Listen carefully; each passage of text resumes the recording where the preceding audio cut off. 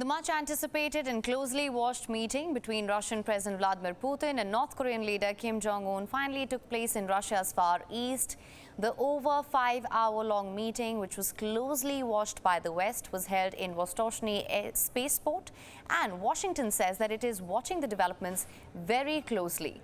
The North Korean leader also extended an invitation to Russian President Vladimir Putin to visit North Korea.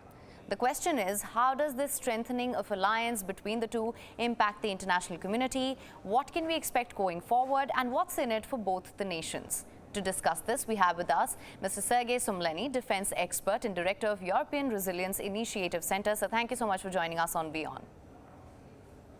Thank you very much for having invited me today.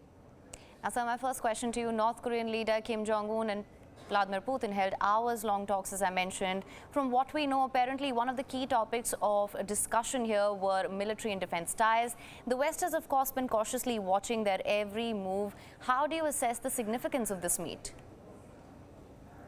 Well, there are different aspects of the significance. First, of course, that Russia is desperately needs North Korea as an ally.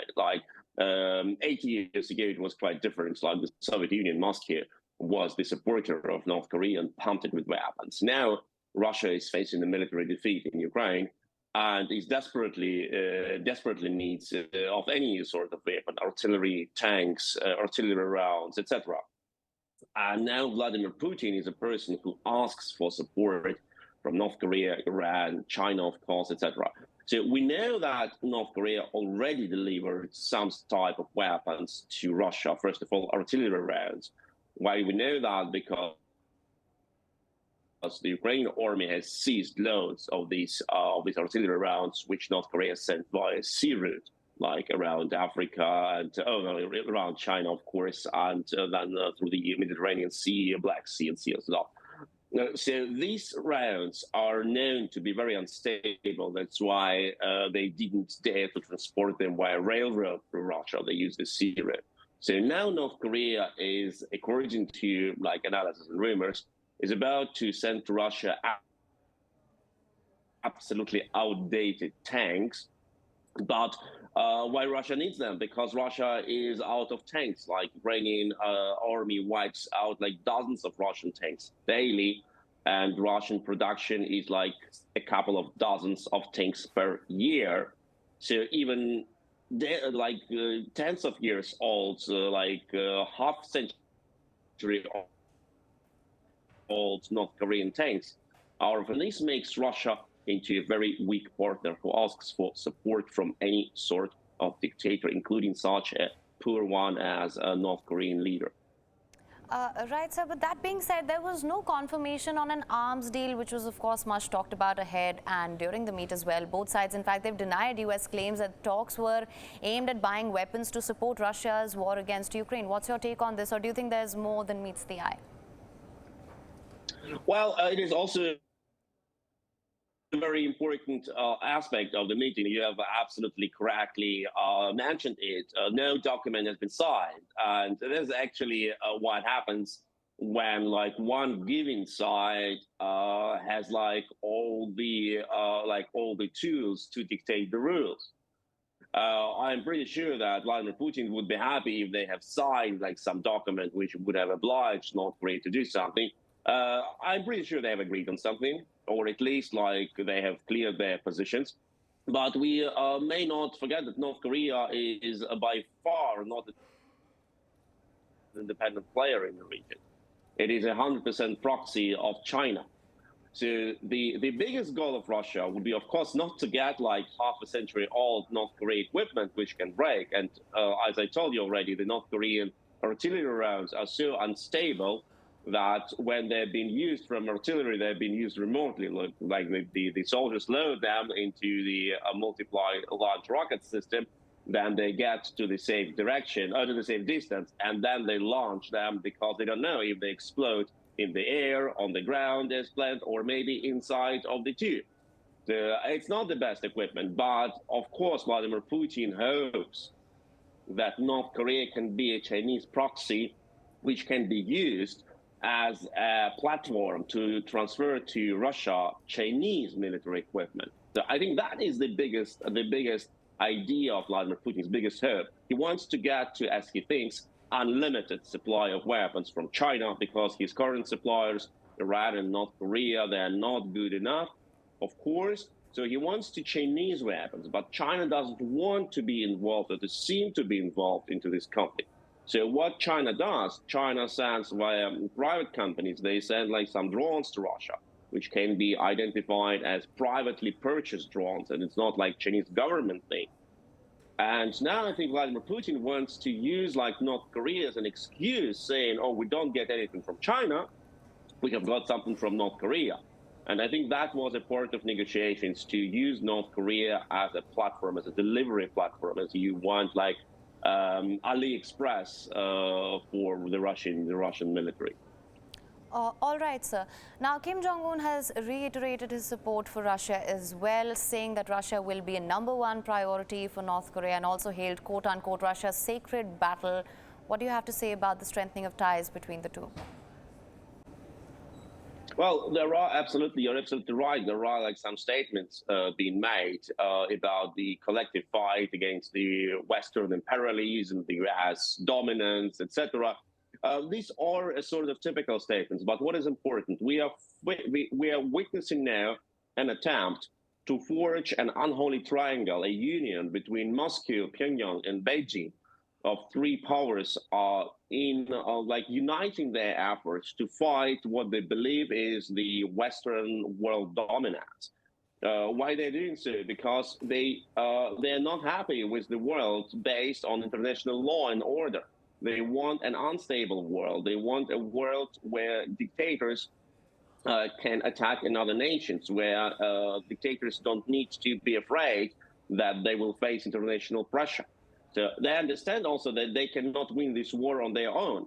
That's why they needed this union where Russia delivers mineral resources, China delivers workforce and technology, and North Korea is a country which is ready for any kind of dirty job. So in this triangle, they believe they can fight the West. They will never like fight of each other. That's also what we need to understand. Russia is not an ally of China, and China is not an ally of Russia. They will not fight for each other. But they are clever enough to understand that they cannot win this war against the international world order based on law, democracy, cooperation, and openness on their own. They need each other to turn our world into a chaotic world where only brutal force is decisive. And that's what they're trying to do. All right. Well, sir, Vladimir Putin has also accepted Kim Jong-un's invitation to visit North Korea. What would you say about that? Well, maybe North Korea is one of very few countries where Vladimir Putin is not afraid of being arrested because he's wanted by International Criminal Court. We don't know, like, if Putin goes there, like, it can also see as a sort of like a humiliation point, because like he cannot go like to almost any country, and he avoided even to go to countries which promised not to arrest him, like South Africa. So maybe he comes, maybe he won't. But of course, what we are witnessing now is limiting the space for international cooperation of Vladimir Putin. And it is a good sign, of course, for the world, but still a sign that we don't know how to deal with these unholy alliances. Right, absolutely. So now you've explained this, but what we're essentially trying to understand is what do the two nations really stand to gain from each other? And of course, the significance of the timing of this meet as well. It comes at a time when the United States, that it's increasing its cooperation with Japan and South Korea. And of course, Russia is increasing isolation on the global stage, as you mentioned as well. Absolutely, that is true. Like we have seen, like they tried in this triangle, Moscow, Beijing, Pyongyang. They tried to store it like some sort of naval drills. Like Putin is trying to enhance military technology cooperation with China. North Korea is also interested into like getting access to Russian resources. They don't want to be dependent only on China. They don't want to be like 100% vassal of China. They want like to have like some sort of diversification. Every single of these dictators, they have like Putin and Kim Jong-Un, they have like their interest, and the first primary interest is survival. survival of their dictatorship and their personal rule. And they try to find like where they can get resources for that. If you remember, North Korea tried to find like all possible ways to cooperate, even with the US, like under President Trump. They tried to promise Trump everything they could because they wanted to have like this more stable, more guaranteed situation. But the nature of the dictatorships is they cannot rely on any relations with a democracy. They cannot even rely on relations with dictatorship because they attack each other. But at least between dictatorships, they have common interests fighting the democratic world. And that's why their maneuver is pretty narrow. But in contrary to our countries, they are not limited by law or by moral. And that makes them so dangerous. All right. And so just to make sure that I'm understanding this correctly, you've emphasized the role of Beijing as well. So what you're essentially saying is that Russia is trying to get through to China via North Korea. Am I understanding that correctly? Yeah, I believe that Putin understands that what he can get from North Korea is very bad weapons in very limited amounts. And the transportation is also very complicated. Like we have only one railroad which connects North Korea to Russia, and this railroad is not famous for great volumes of goods which can be transported. The sea road is an option, but anyway, like you need to bring these sea goods to a port in Russia, which is connected to railways. In this case, it would be Vladivostok or maybe Komsomolsk on Amur, which also means like a huge road like to the central Russia. And the sea road via the Black Sea and the Sea of Azov is blocked now because the Ukrainians control more or less the sea. So Putin knows that North Korea doesn't have enough weapons. The weapons are very bad, of a very bad quality, and the transportation routes are very bad. So he needs a lot of tanks. He needs a lot of ammunition, and only China can provide him with this weapon. But Chinese didn't want to send it to Russia until now, because they didn't want to be seen in the world as a conflict party. So I think that for Putin it would be a great development if he would use like North Korean brand to get access to Chinese equipment. And now, of course, like you need agreement with not only Pyongyang but also with Beijing. And I think that is what the Russians are trying to achieve now. And of course, we need to see it all as a very sophisticated game of